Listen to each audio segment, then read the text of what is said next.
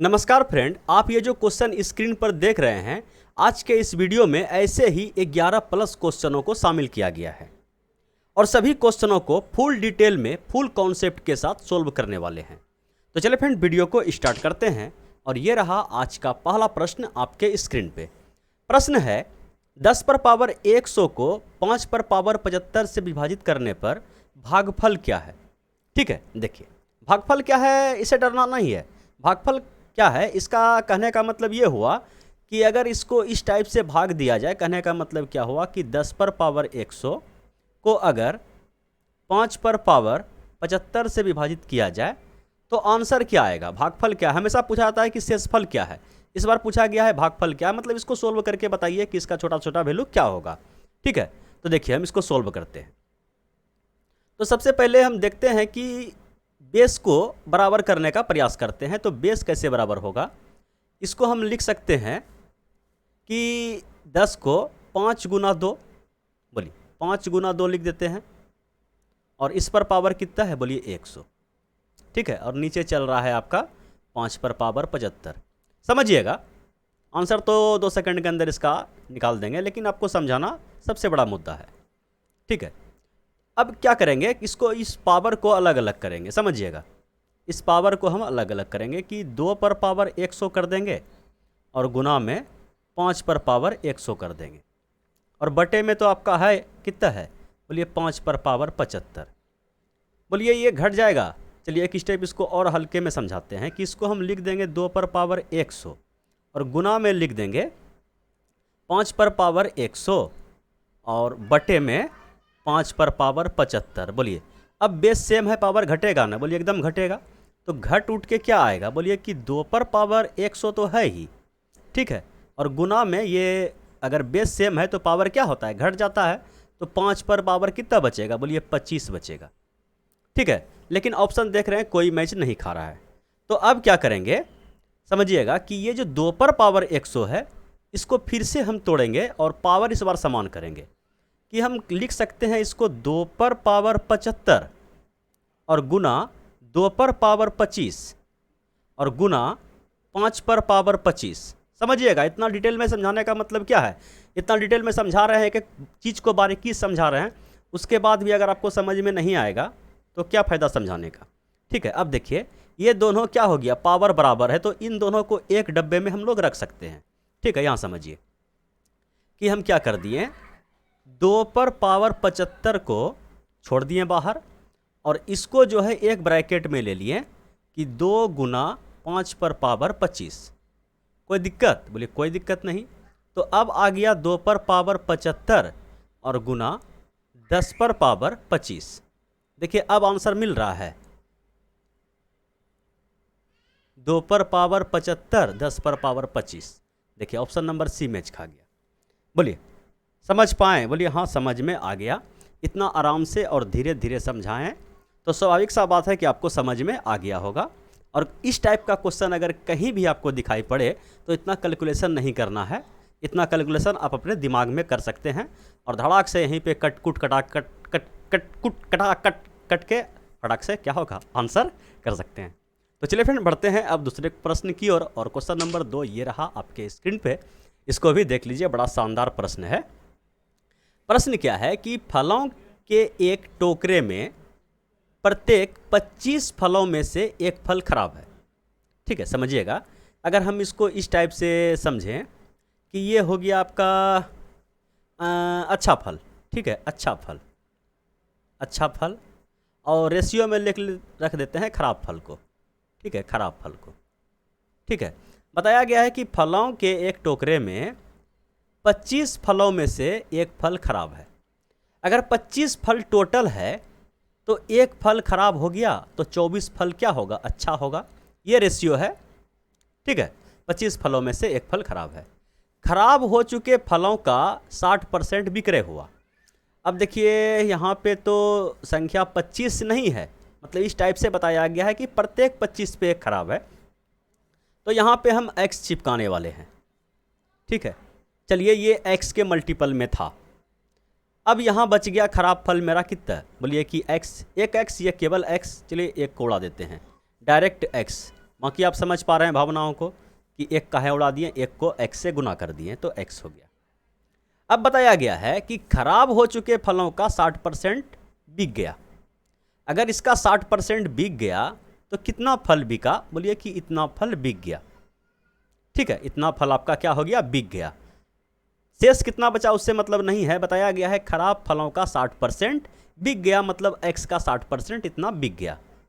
और बताया है कि यदि विक्रेता ने 48 खराब फलों का विक्रय किया, ये बता दिया जो फल बेचा, इतना फल बिका खराब फल का, x खराब फल था उसका 60% बिक गया। और बताया गया है कितना फल बिका, तो 48 फल बिका। ये बताया गया है कि ये जो भैया आप बेचें ये 48 फल के बराबर है, कि खराब फलों का 60% जो बिका वह 48 के बराबर है। समझ पाएँ? बोलिए एकदम समझ में आ गया। तो 6 सत्ते 42, 6 अट्ठे 48 और ये गुना हो गया, x बराबर आया 80। बोलिए x बराबर क्या आ गया? 80। यहाँ तक समझने में किसी को कोई दिक्कत तकलीफ परेशानी? बोलिए कोई दिक्कत तकलीफ परेशानी नहीं है, x का मान आ गया 80। तो पूछा गया है तो टोकरे में फलों की संख्या कितना है? बोलिए 25x, 24x इधर, 1x इधर, 25x। x का वैल्यू आप निकाल दिए कितना? 80। 25 को अगर 80 से गुना कीजिएगा, 25 अट्ठे 200, उस पर एक लड्डू। ऑप्शन नंबर ए जिंदाबाद। बोलिए कोई दिक्कत? बोलिए कोई दिक्कत तकलीफ नाम का चीज ही, सवाल ही पैदा नहीं होता है क्या? चलिए अब बढ़ते हैं क्वेश्चन नंबर 3 की ओर। और ये रहा क्वेश्चन नंबर 3 आपके स्क्रीन पे। ये प्रश्न भी काफ़ी अच्छा है, कई वैरायटी में ये प्रश्न आपको देखने के लिए मिलेगा मार्केट में। ठीक है, तो इसको सोल्व कैसे किया जाता है आज हम सीखेंगे। देखिए एक रूट यहाँ है, एक रूट यहाँ है और ये भाई साहब अलग है। तो सबसे पहले हम इसको क्या करेंगे समझिएगा, आराम से बिल्कुल आराम से। ठीक है, ये बड़ा बाबू जो एक खोपचे में बंद है, ये 7 को हम इस टाइप से तोड़ेंगे। बोले 7 को लिख देते हैं 5 + 2। ठीक है, क्या लिख दिए? 5 और प्लस का 2 लिख दिए। ये ब्रैकेट अभी जो है ये रूट बहुत बड़ा तक जाएगा। ठीक है, इसको हम 5 को इस तरह से लिख दें कि √5 का होल स्क्वायर। कोई अपराध? कट गया, 5 ही लिखा हुआ है भैया। इसको भी √2 लिख दिए, इस पर स्क्वायर कर दिए, स्क्वायर से रूट खत्म हो गया। ठीक है, कोई दिक्कत? बोले कोई दिक्कत नहीं। और इधर जो है माइनस का रूट के अंदर, ये जो रूट के अंदर 10 है, इसको हम कर दिए √5, इसको कर दिए हम √5, इसको हम कर दिए √5 और इंटू √2। बोलिए कोई अपराध किए? बोलिए कोई अपराध नहीं किए भैया, ब्रैकेट बंद है। ठीक है, अब देखिए ऐसा करने से हम लोग का काम बन गया। कैसे काम बन गया भैया? तो देखिए ये हो गया a, ये हो गया b, ये हो गया a, ये हो गया b। a² + b² - 2ab। तो बच्चा को पता है कि ये जो लिखा हुआ है a - b का होल स्क्वायर लिखा हुआ है। a बोला जाए तो √5, ठीक है, और b बोला जाए तो √2 का होल स्क्वायर ही लिखा हुआ है। ये स्क्वायर और रूट ऊपर वाला की कृपा से कट गया, तो हम लोग के पास आंसर क्या बचा? शेष क्या बचा? √2 और प्लस √5 और माइनस का √2। और ये √2 और ये √2 भी मेहरबानी दिखा दिया, और √5 जो बचा यही हम लोग का क्या हो गया? आंसर हो गया। बोलिए बढ़ा जाए क्वेश्चन नंबर 4 की ओर। और ये लीजिए भैया क्वेश्चन नंबर 4 आपके स्क्रीन पर हाजिर है। ये बड़ा विवादित प्रश्न है। कोई स्टूडेंट ऐसा कमेंट कर देता है, नेगेटिव कमेंट कर देता है कि दिल को बहुत चोट लगता है। इतना मेहनत करके सजा उजा के वीडियो बनाते हैं। ठीक है, जिस समय वीडियो बनाते हैं उस समय 2-3 महीना तक कोई कमेंट नहीं आता है। आता भी है तो पॉजिटिव आता है, दिल को सुकून मिलता है कमेंट पढ़ के कि चलिए भैया अच्छा कमेंट आ रहा है, हम सही दिशा में काम कर रहे हैं। लेकिन कभी कभी ऐसा कमेंट आ जाता है ना, और वो कमेंट कब आता है? 2-3 साल के बाद, जब उस वीडियो को हम बना के कब भूल चुके हैं, तब कमेंट आता है। तो चलिए आपके कमेंट का जवाब इस क्वेश्चन के माध्यम से हम देने का प्रयास करेंगे, और इस क्वेश्चन को हम तोड़ते हैं। देखिए प्रश्न क्या है। एक सब्जी विक्रेता ने 1 रुपया में 2 की दर से नींबू खरीदता है और 3 रुपया में 5 की दर से बेचता है। उनका लाभ प्रतिशत कितना है? सबसे पहले हमें ये बताइए कि उन्होंने कितना नींबू खरीदा। बोलिए कोई अता पता नहीं है भैया कितना नींबू खरीदा। और दूसरा बात यह है कि इसमें लाभ परसेंट पूछा गया है।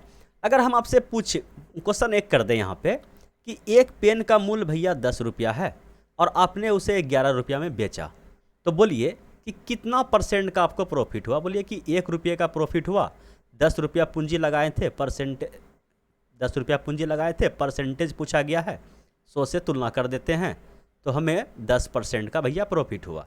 बोले एक पेन बेचने पर अगर आपको 10% का प्रॉफिट हुआ, अगर आप ऐसा 100 पेन बेचिएगा तो कितना परसेंट का, 2-3 हज़ार का प्रॉफिट हो जाएगा।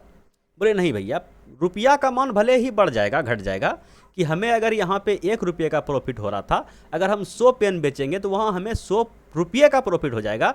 लेकिन 100 रुपया का जो प्रॉफिट हुआ तो 100 रुपया कमाने के लिए हमें 100 पेन भी तो खरीदना पड़ा। अभी हमारे पास एक पेन था, 10 रुपया पूंजी लगाए थे, अगर हम 100 पेन खरीदेंगे तो हमें 1000 पूंजी लगाना पड़ेगा। समझ पा रहे हैं? तो 1000 अगर हम पूंजी लगाते हैं तो हमें प्रॉफिट कितना होगा, बोलिए कि 100 रुपया। चूँकि हम 100 पेन बेचे हैं और परसेंटेज अगर पूछा जाए तो 100 से तुलना कर देंगे तो 2 जीरो इधर का और 2 जीरो इधर का, 1 जीरो इधर का और 1 जीरो इधर का। अगर परसेंटेज देखा जाए तो भैया यहाँ भी परसेंटेज में प्रॉफिट हमें 10% ही हो रहा है। तो परसेंटेज अगर कहीं भी भैया आपसे पूछ लिया जाए तो रुपया पर आप मत जाइए, आप उससे एक पेन बेचवाइए, एक नींबू बेचवाइए, या 1000 नींबू बेचवाइए, या 500 नींबू बेचवाइए, उससे कोई फ़र्क नहीं पड़ने वाला है। फ़र्क क्या मतलब सवाल में हमें बताना क्या होता है कि कितना पूंजी लगाया और उसे कितना प्रॉफिट हुआ, वह भी परसेंटेज में। जैसे कि देखिए हम क्या बताए हैं इस सवाल में, इस सवाल को सोल्व करने का जो तरीका हम बताए हैं, तरीका तो एक से एक है, लेकिन हम जो तरीका बताते हैं थोड़ा यूनिक होता है, थोड़ा सा सबसे हटके होता है। ठीक है, प्रश्न क्या है, एक सब्जी विक्रेता ने 1 रुपया में 2 के दर से नींबू खरीदा। हम क्या करते हैं, यहाँ पे रखते हैं रुपया। ठीक है, समझिएगा, आराम समझिएगा। और यहाँ पे लिखते हैं संख्या, और यहाँ पे लिखते हैं सीपी, और यहाँ पे लिखते हैं एसपी। ठीक है, सीपी एसपी तो आप समझ पा रहे हैं कि सीपी मतलब होता है कॉस्ट प्राइस, सेलिंग प्राइस, क्रय मूल्य, विक्रय मूल्य। और क्या बताएं कि रुपया को रुपये के जगह पे रखिए और संख्या को संख्या के जगह पे रखिए। ये खरीदने का है, 1 रुपया में 2 की दर से नींबू खरीदता है, 3 रुपया में 5 की दर से बेचता है, 3 रुपया में 5 की दर से बेच दिया। ठीक है, तो बताइए उनका प्रॉफिट क्या हुआ। तो सबसे पहले आप में ये बताइए कि वह खरीदा है कितना, 2 नींबू खरीदा है तो 5 नींबू कैसे बेच देगा। 2 नींबू खरीदा है तो वह 5 नींबू कैसे बेच देगा। और आपको अभी हम तुरंत परसेंटेज निकाल के बताएं कि चाहे तो वह 1 नींबू बेचे, चाहे तो वह 1000 नींबू बेचे, परसेंटेज से उसका कोई लेना देना नहीं है, केवल हमें प्रॉफिट देखना है। तो हम ऐसा चीज़ करते हैं यहाँ पे, ऐसा मतलब ये सब किस में है, रेशियो में भैया, किस में है, रेशियो में है। ठीक है, अगर हम इसे कोई फिक्स संख्या से गुना कर दें तो इस रेशियो में कोई फ़र्क पड़ने वाला है, बोले कोई फ़र्क नहीं पड़ने वाला है। लेकिन हम ये देख रहे हैं कि जितना सामान वह खरीदा है, जितना पीस वह नींबू खरीदा है, उतना पीस अगर वह नींबू बेच दे तो हम कैलकुलेट कर सकते हैं कि भैया कि कितना पीस खरीदा। समझिएगा, सवाल के माध्यम से समझिएगा कि सबसे पहले हम क्या करते हैं, इस संख्या को बराबर करते हैं। संख्या को बराबर करने के लिए हम क्या करते हैं कि ये संख्या, इसको हम 5 से गुना कर दिए और इसको हम 2 से गुना कर दिए। समझिएगा, फिर से हम लिखते हैं, फिर से लिख रहे हैं, आपको कहीं पर भी दिक्कत नहीं होना चाहिए। यहाँ पे है आपका सीपी, यहाँ पे है आपका एसपी। ठीक है, फिर से लिखते हैं, यहीं पे ओवर रेटिंग कर देंगे तो फिर आप बोलिएगा हमको समझ में नहीं आया। जैसे हम इस रेशियो में गुना करते हैं तो दोनों में गुना करना पड़ेगा, रेशियो का नियम है। अगर ये आपको पता नहीं है तो रेशियो का आप मेरा वीडियो देख सकते हैं, लगभग 15-20 वीडियो का एक प्लेलिस्ट बना हुआ है। आप स्टडी 1 के प्लेलिस्ट पे जाके 1 नंबर वीडियो से देखना शुरू कीजिए। 0 लेवल का भी सवाल उसमें शामिल किया गया है। अगर आप पूरा वीडियो देख लेते हैं तो रेशियो में आपको क्या बोला जाए, कहीं पर भी कोई भी एग्ज़ाम हो, कैसा भी एग्ज़ाम हो, आपको टेंशन लेना नहीं है, सब सवाल आपसे बनेगा नहीं, उड़ेगा। तो इसको हम 5 से अगर गुना करते हैं तो रेशियो के दोनों साइड 5 से गुना करना पड़ेगा। तो 5 से इसको अगर गुना कर दिया तो ये 5 हो गया और ये हो गया 10। इसको 2 से गुना करते हैं तो ये 6 हो गया और ये हो गया 10। उससे हम 10 नींबू खरीदवाएँ और 10 नींबू बेचवा दिए। तो अगर वह 2 नींबू खरीदता है तो 1 रुपया लगता है, 10 नींबू खरीदा तो पैसा कितना लगा, 5 रुपया लगा। अगर वह 10 नींबू बेचा, 5 नींबू बेचता है 3 रुपया में, 10 नींबू बेचा कितने रुपया में, बोले 6 रुपया में। 10 नींबू खरीदा, 10 नींबू बिक गया तो हम देख रहे हैं कि 10 नींबू खरीदने में उसको 10 रुपया लगा और 10 नींबू अगर वह बेचा तो उसे 6 रुपया प्राप्त हुआ। तो 5 रुपया पूंजी लगाया और 6 रुपया प्रॉफिट कमा लिया।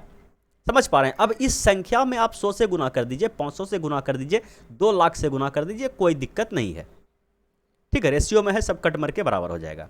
लेकिन हम देख रहे हैं कि अगर ये बराबर है, जितना खरीदा उतना बेचा, तो 5 रुपया में 10 पीस खरीदा और 6 रुपया में 10 पीस बेचा, तो उसे प्रॉफिट हुआ भैया 1 रुपये का। ये रुपया है।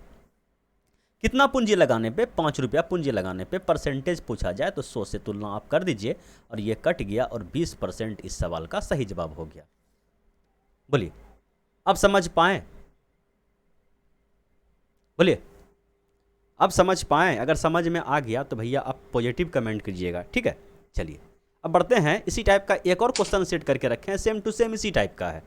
ठीक है, क्या प्रश्न है? एक फल विक्रेता कुछ संतरे 10 रुपये में 5 की दर से खरीद कर 15 रुपये में 6 की दर से बेचता है, उसका लाभ %। फिर लिखना पड़ेगा या ऑटोमेटिक आप और इसको कर लीजिएगा। बोलिए कि रुपया हो गया 10, संख्या हो गया कितना? 5। ये हो गया आपका सीपी कितना, मतलब ये सीपी ही हुआ। जब डायरेक्ट हम वैल्यू चिपका दिए तो ये सीपी ही हो गया ना भैया। बोले ये सीपी ही हो गया, तो एसपी निकाल देंगे। एसपी का हिसाब क्या है कि 15 रुपया में 6 के दर से बेचा, तो इसको आप बराबर कीजिएगा। इसको बराबर करने के लिए क्या कीजिएगा?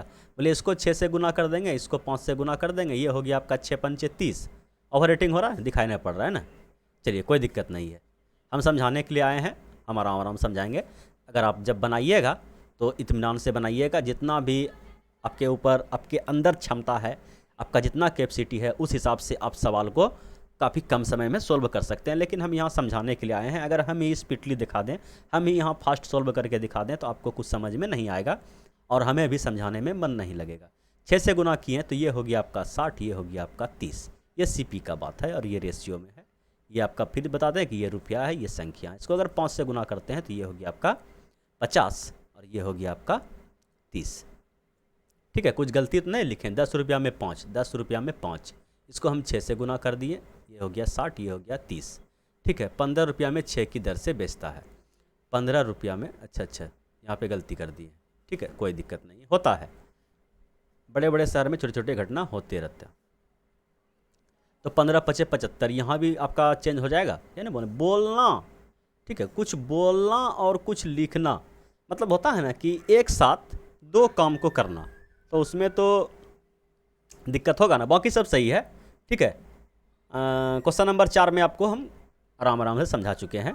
तो देखिए, समान संख्या में खरीदा, समान संख्या में बेचा, लेकिन खरीदने में पूंजी लगा उसको 60 रुपया और बेचा तो कितना रुपया का उसके बटुए में आया? बोले 75 रुपया।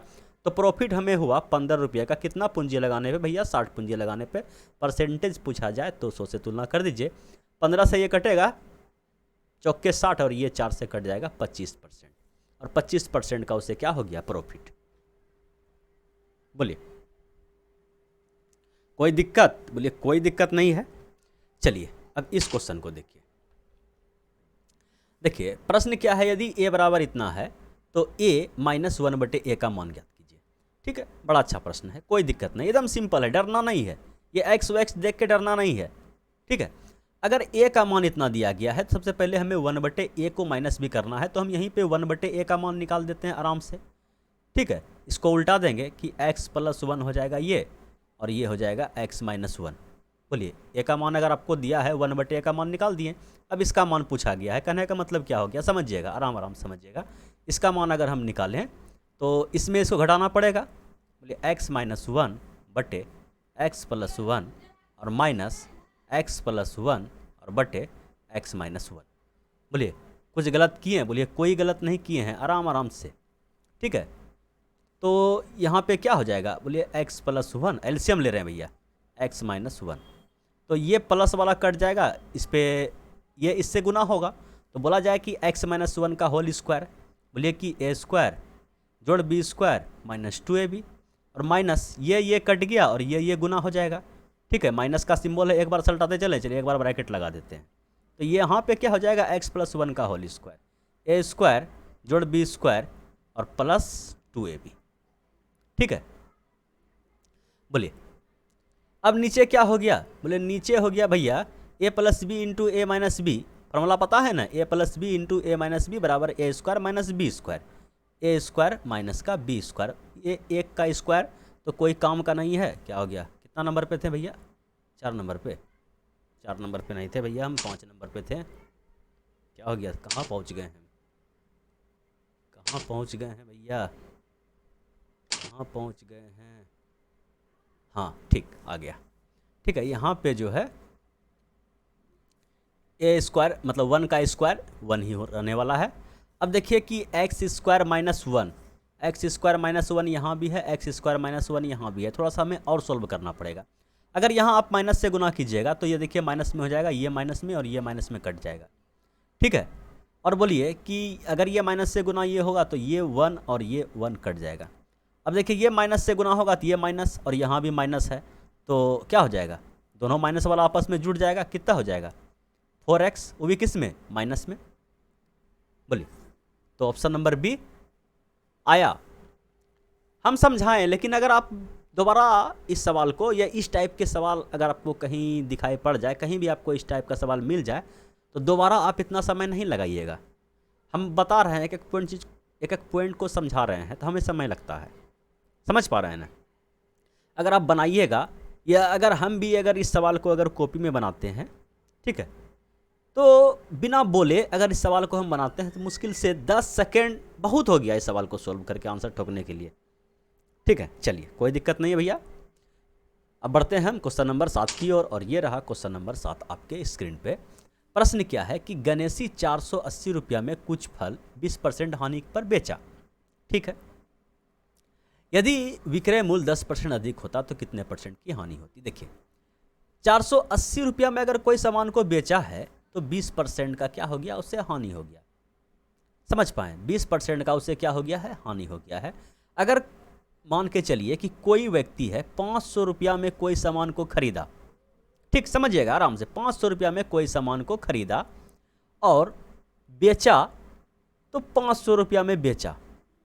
ठीक, 500 रुपया में बेचा, बोलिए उसे कितने परसेंट का प्रॉफिट हुआ। बोलिए नो प्रॉफिट नो लॉस। ठीक है, नो प्रॉफिट नो लॉस, कोई लॉस कोई प्रॉफिट नहीं हुआ। ठीक है, समझिएगा और समझिएगा, क्योंकि ज़्यादातर स्टूडेंट नया ही वीडियो को देखने वाले हैं। चलिए अब दूसरा यहाँ पे हम क्या बताने वाले हैं कि यहाँ पे सेलिंग प्राइस को अभी छोड़ दीजिए एक सेकंड के लिए। 500 रुपया में वह कोई सामान को खरीदा, अगर इसे 500 का 10% कितना होता है, बोलिए कि 50 टका निकाल के दे दे। 500 का 10%, कोई दिक्कत नहीं, डरना घबराना नहीं है। ठीक है, तो 50 रुपया, अगर ये बोलिए कि 550 रुपया में बेचता, 550 रुपया में बेचता तो कितना परसेंट का प्रॉफिट होता। बोलिए अभी तुरंत निकाल लें भैया कि 10% का प्रॉफिट होता है। 500 का 10% 50 टका, तो 50 रुपये का इसको प्रॉफिट हो रहा है। ठीक है, तो 550 में बेचा तो हम बोल सकते हैं कि 10% का इसे क्या हो गया है, प्रॉफिट हो गया है। लेकिन मेरा समझाने का मकसद ये नहीं है, मेरा समझाने का मकसद ये है कि अगर हम डायरेक्ट सेलिंग प्राइस निकालना चाहें तो कैसे निकालेंगे। बोलिए कि 10% का प्रॉफिट हुआ है और 500 रुपया में कोई सामान को खरीदा है, उस पर 10% का प्रॉफिट हुआ है, तो डायरेक्ट विक्रय मूल्य निकालने का तरीका है कि 500 रुपया जो ये पूंजी लगाया, ये पूंजी 100% को दिखाता है और 10% प्रॉफिट हुआ है। इसका मतलब इसका अगर हम 110% निकाल देंगे तो 11 पच्चे 55, 550 रुपया मेरा निकल जाएगा। हम जो कुछ समझाने का प्रयास कर रहे हैं आपको समझ में आया। बोलिए हाँ, क्या समझ में आया, तो बोलिए कुछ भी समझ में नहीं आया। देखिए समझाने का मेरा मतलब ये क्या है कि जितना वह कोई भी व्यक्ति जितना भी पूंजी लगाता है वह 100% को दिखाता है।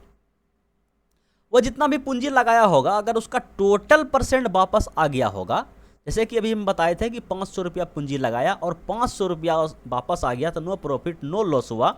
100% वो पूंजी लगाया था, 100% वापस आ गया तो नो प्रॉफिट नो लॉस हुआ। ठीक है, कोई भी अगर कोई सामान खरीदता है, जो भी पूंजी लगाता है उसको हम लोग 100% 100% सत्य, ठीक है, 100% से डिनोट करते हैं। लेकिन उसे 20% का हानि हो गया है, इसका मतलब ये हुआ कि अगर वह 100% पूंजी लगाया था तो उसे जो वापस आया मात्र 80% पैसा वापस आया। समझ पाए, अगर उसे 100% वापस आ जाता तो नो प्रॉफिट नो लॉस होता। अगर 120% वापस आ जाता, बोलते कि 100% मेरा क्रय मूल्य है और 20% मेरा प्रॉफिट है। लेकिन यहाँ बताया गया है कि 20% हानि पर बेचा तो उसे जो विक्रय मूल्य प्राप्त हुआ होगा वह 100 से 20 कम यानी कि 80% उसे क्या हुआ होगा, विक्रय मूल्य प्राप्त हुआ होगा। और ये 80% का जो वैल्यू सवाल में बताया गया है कि गणेशी 480 रुपया में 20% हानि सहकर कुछ फल को बेचा, मतलब ये 80% का वैल्यू आपका 480 रुपया है। आराम से पानी उनी पी लीजिए, समझ लीजिए। यहाँ तक अगर आपको समझ में आ गया तो ये सवाल आपको टोटल समझ में आ गए। ठीक, चलिए अब अभी हमको बताएं कि 100% क्रय मूल्य को दिखाता है, जितना भी पूंजी लगाता है वह 100% को दिखाता है। अगर 80% का वैल्यू 480 रुपया है तो बोलिए भैया यहाँ पे 1% का वैल्यू क्या हो जाएगा, बोलिए 1% का वैल्यू निकालने के लिए हम भाग देते हैं। तो ये हो गया भैया आपका 480/80, 480/80। ठीक, बोलिए एकदम ठीक है। देखिए परसेंटेज को नहीं रखे हैं, परसेंटेज को इधर नहीं ले गए हैं, परसेंटेज यहीं पे है, ये परसेंटेज यहीं पे है, ये रुपया है। ठीक है, अगर ये 1% का वैल्यू है इतना रुपया, तो अगर हम 100% का वैल्यू निकाल दें तो बोलिए दोनों साइड 100 से गुना कर दीजिए। ठीक है, ये 100% का वैल्यू निकल गया, ये जीरो से ये जीरो खत्म, 8×5 = 40, 8×6 = 48, तो ये 6 बार में कटा। तो क्रय मूल्य बोला जाए कि 100% का जो वैल्यू निकला वह 600 रुपया निकला। 600 रुपया में वह सामान खरीदा था और 480 रुपया में बेचा था, तब ना उसको 20% का हानि हुआ। तो ये 600 रुपया क्या हो गया, बोलिए 100% बोलिए या आप क्रय मूल्य बोलिए, कॉस्ट प्राइस बोलिए, कोई दिक्कत, बोलिए कोई दिक्कत नहीं है। फिर बताया गया है यदि विक्रय मूल्य 10% अधिक होता, विक्रय मूल्य कितना है, बोलिए खुलेआम सवाल में बताया गया है कि 20% हानि सहकर 480 रुपया में सामान को बेचा, ये विक्रय मूल्य है। बताया गया है कि अगर ये विक्रय मूल्य 10% अधिक होता, कहने का मतलब 10% अधिक होता तो कितना में बिका होता ये सामान, बोले कि 480 तो प्रारंभिक विक्रय मूल्य था इसका, और ये 10% बढ़ा के इस बार बेचा है। ठीक है, तो ये 11 से कटेगा, 11×8 = 88, 11×4 = 44, गुना करके बताते हैं, कोई दिक्कत नहीं है। देखिए 11 से गुना कर रहे हैं, एक बार गुना कीजिएगा यही ना आएगा, बोलिए 8×4 = 12 के 2 हाथ मरल 1, 528 रुपया। कहने का मतलब ये हो गया कि नया सेलिंग प्राइस उसके पास जो आया 528 रुपये का आया। ठीक है, नया सेलिंग प्राइस, पहला सेलिंग प्राइस तो ये है। अब बोला जाए कि नया सेलिंग प्राइस उसे कितना प्राप्त हुआ, बोलिए कि 528 रुपया प्राप्त हुआ। ठीक है, लेकिन वह तो खरीदा है 600 में, खरीदा है 600 में, और 10% अगर विक्रय मूल्य बढ़ भी गया तो 480 से 528 पे आया है। समझ पाएँ, 600 पे आता तो नो प्रॉफिट नो लॉस होता। तो बोलिए कि अभी भी तो कंपनी में घाटा लग रहा है, कितना घाटा लग रहा है, बोलिए कि 600 - 528 तो 72 का कंपनी में घाटा लग रहा है। कितना पूंजी लगाने पे, तो पूंजी तो वह हमेशा 600 रुपया ही लगाया था। ठीक है, पूंजी तो वह हमेशा 600 रुपया ही लगाया था प्रारंभ में भी, और अभी भी 600 रुपया ही पूंजी लगाया है। तो अगर हम अब देखें कि कितना % का उसे हानि हो रहा है, तो हानि गुना 100 और बटे क्रय मूल्य। ठीक है, ये 00 से ये 00 खत्म हो गया, और कितना बार में कटेगा, बरछक 72, तो 12% का उसे क्या हुआ, हानि हुआ। बोलिए कोई दिक्कत तकलीफ परेशानी, बोलिए कोई दिक्कत तकलीफ परेशानी नहीं है। काफ़ी हद तक और काफ़ी डिटेल में फुल कॉन्सेप्ट के साथ हम आपको यह क्वेश्चन करवा दिए। ठीक है, चलिए अब बढ़ते हैं क्वेश्चन नंबर 8 की ओर, और ये रहा क्वेश्चन नंबर 8 आपके स्क्रीन पे। देखिए प्रश्न क्या है, 3 अंकों की 2 संख्याओं का मोसो 17 और लोसो 714 है, तो संख्याओं का योग क्या होगा। सबसे पहले अगर हम इस एलसीएम को देखें, बताया गया है कि सबसे पहले एचसीएफ कितना है, 17 है। ठीक है, समझिएगा एचसीएफ कितना है, तो बताया गया है कि 17 है, और एलसीएम कितना है, एलसीएम बताया गया है कि 714 है। अगर हम इसको तोड़ दें, ठीक है, 714 को तोड़ दें, दोनों संख्या कहाँ से निकालेंगे, बोलिए एलसीएम को तोड़ के। अगर हम इसको 2 से कटाते हैं तो 35 दूना 70 और 7 दूना 14, ये फिर कटेगा, बोलिए कि 7 5 12 3 15, 3 से कटेगा, तो 3 एका 3, फिर से 3 एका 3 और 3 नंबर 27। ठीक है, और ये आपका कटता है किससे, बोलिए कि 17 नंबर कितना होता है, 17 7 19। ठीक है, 17 7 19 से, ये आपका 17 बार में कट गया। तो अगर एलसीएम का बात किया जाए तो एलसीएम इसका हो गया 17 गुना 7 गुना 3 गुना 2। ठीक है, ये हो गया आपका एलसीएम।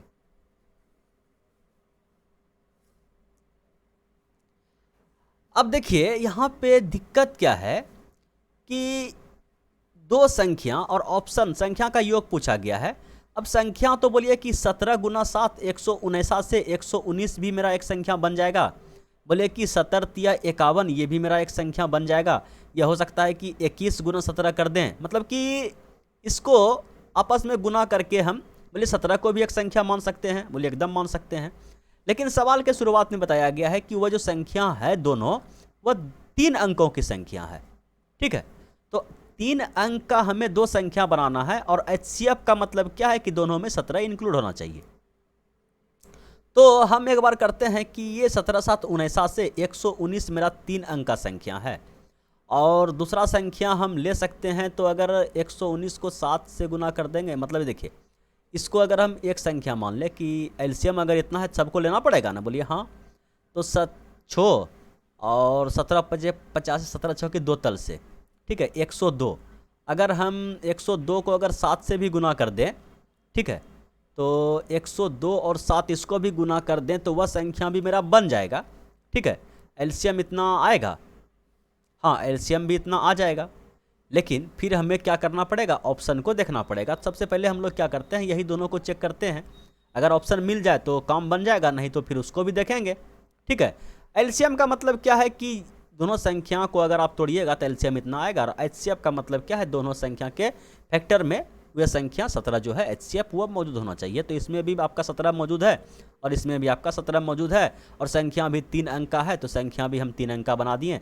दोनों का योग पूछा गया है, 9 2 11, इकाई अंक 1, 3 3 गो में ठोक दिया है। दोनों को जोड़ देते हैं, 11 खरी 1, हाथ मरल 1 और 1 2, और ये हो गया 221। तो 221 तो मेरा ऑप्शन में मिल रहा है।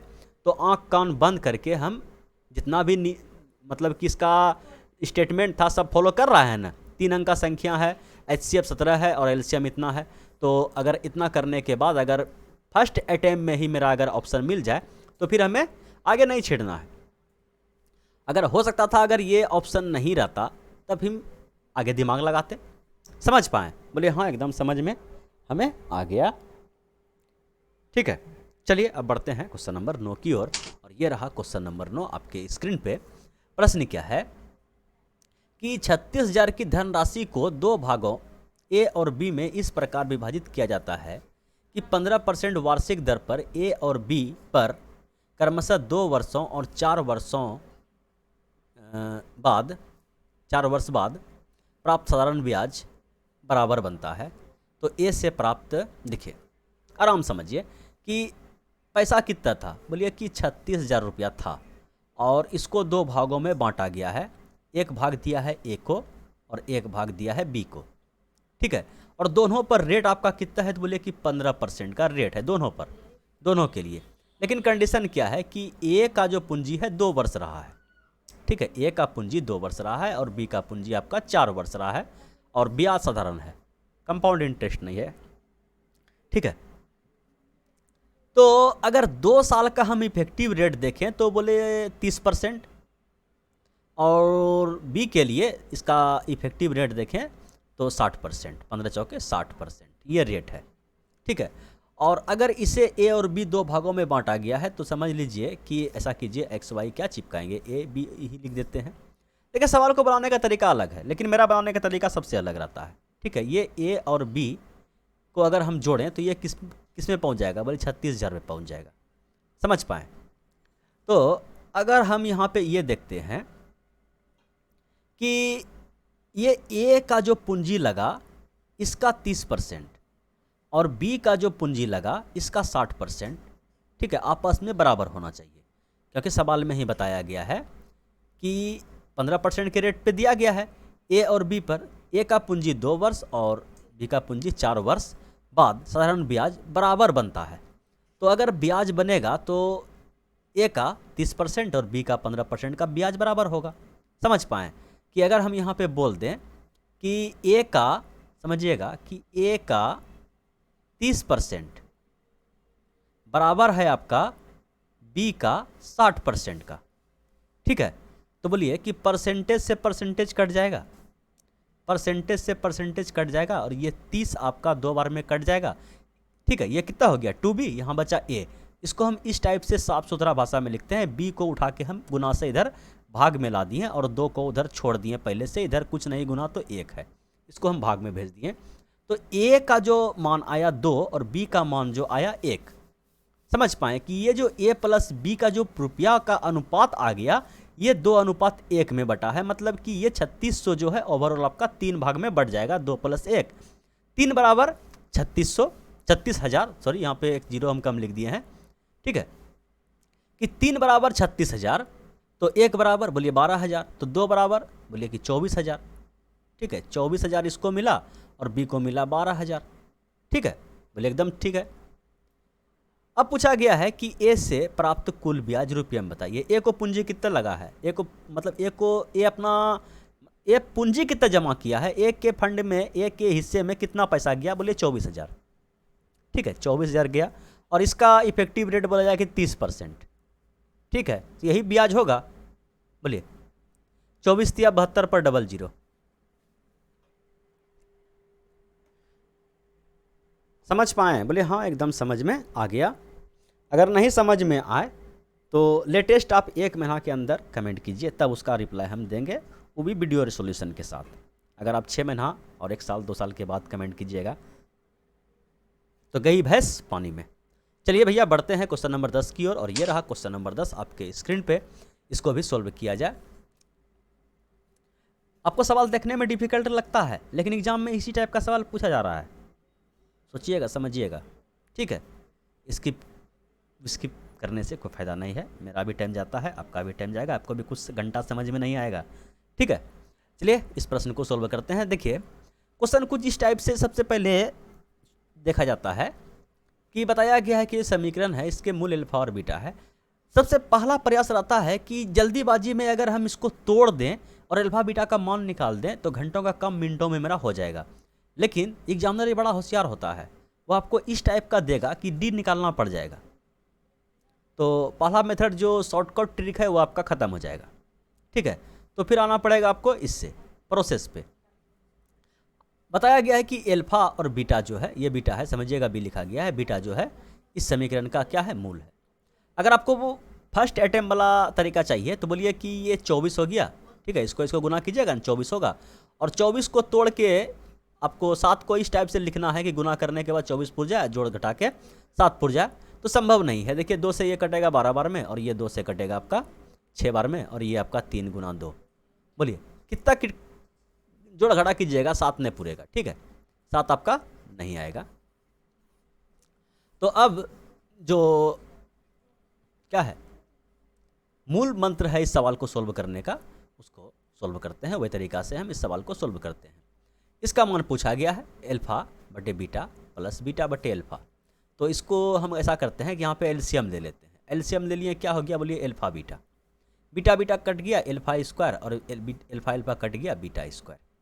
ठीक है, तो बोलिए कि alpha square plus beta square बराबर क्या होता है। अगर इसे पता है तो उसे कोई दिक्कत नहीं है, और इसे पता नहीं है तो उसके लिए हम बताते हैं थोड़ा सा। यहाँ से देखिए कि a प्लस बी का होल स्क्वायर क्या होता है, तो बोलिए कि a स्क्वायर प्लस का b स्क्वायर और प्लस का 2ab। अगर हम इस 2ab को उठा के इधर ला दें तो ये हो गया a प्लस बी का होल स्क्वायर और माइनस का 2ab बराबर a square plus b square. ठीक है, कोई दिक्कत। अब हम a square plus b square को लिख सकते हैं a प्लस बी के होल स्क्वायर माइनस 2ab। ठीक, लिख सकते हैं ना, बोले एकदम लिख सकते हैं।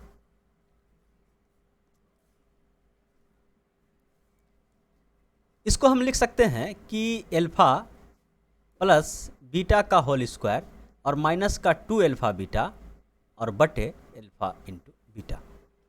ठीक है, अब बताइए कि ये अल्फा प्लस बीटा कहाँ से आएगा, अल्फा इंटू बीटा कहाँ से आएगा। तो ये बताया गया है कि ये अल्फा और बीटा इस समीकरण का क्या है, मूल है। और आपको पता है कि अल्फा प्लस बीटा बराबर माइनस बी बाई ए होता है, और अल्फा इंटू बीटा बराबर सी बाई ए होता है। बोलिए ये ए बी सी क्या है, बोलिए ए बोला जाए तो ये एक्स स्क्वायर का कोफिशिएंट और बी बोला जाए तो केवल एक्स का कोफिशिएंट, और सी बोला जाए तो कांस्टेंट टर्म। ठीक है, तो माइनस बी यहाँ पे पहले से माइनस है और माइनस माइनस गुना हो गया, तो ये हो गया 7 और ए का मान 2।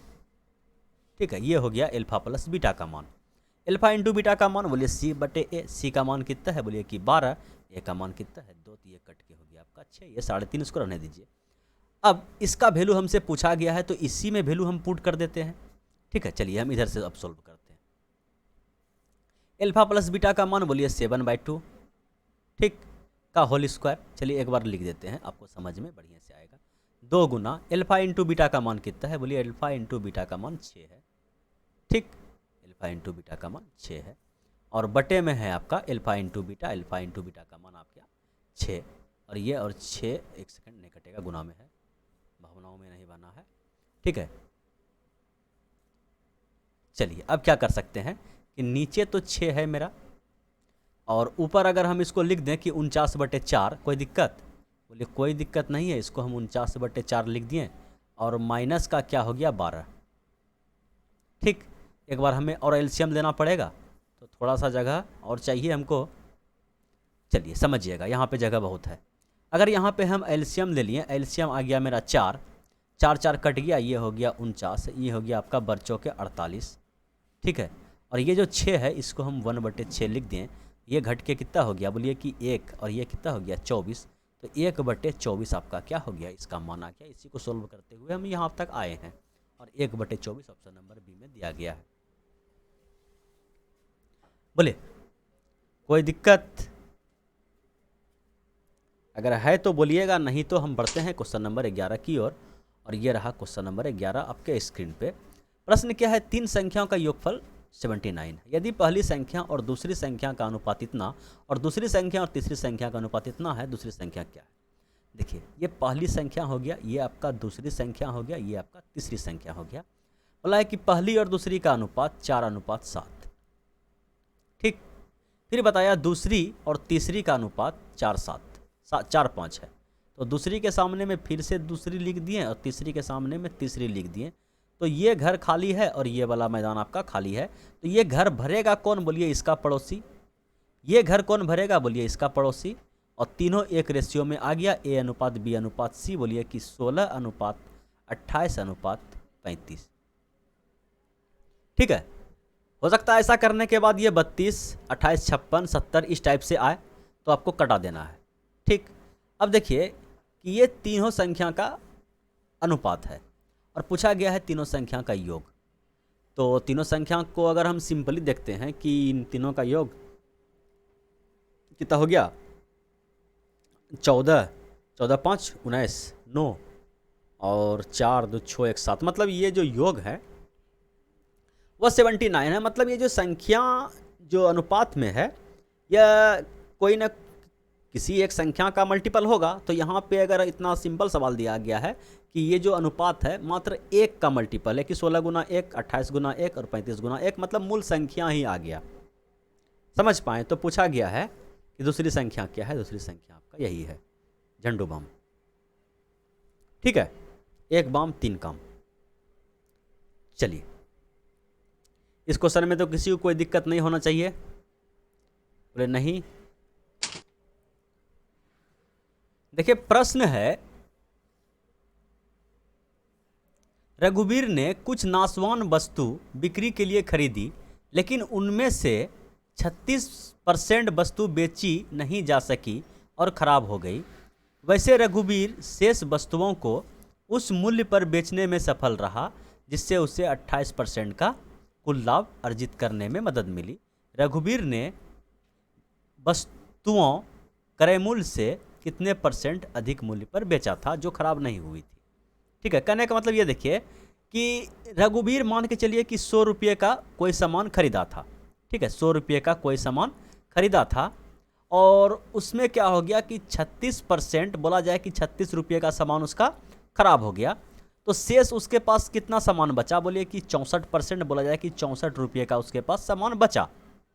ठीक, बताया गया है कि ये जो शेष सामान बचा उसको उस मूल्य पर बेचने में वह सफल रहा जिससे कि ओवरऑल उसे 28% का लाभ हुआ।